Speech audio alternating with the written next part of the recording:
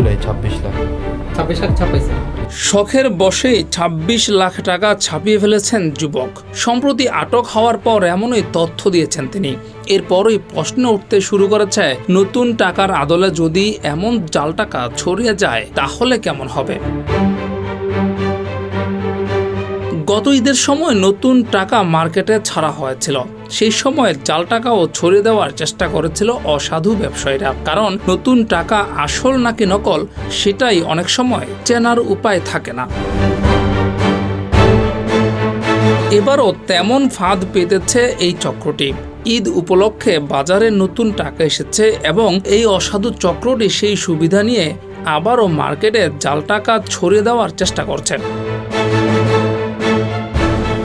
রাজধানীর গুলিস্তান কিংবা মতিঝিলে ভরপুর নতুন টাকা পাওয়া যায়। এর বাইরে অনেকেই হাতে করে টাকা বিক্রি করেন এবং অনেক সময় কম দামে বিক্রি করেন।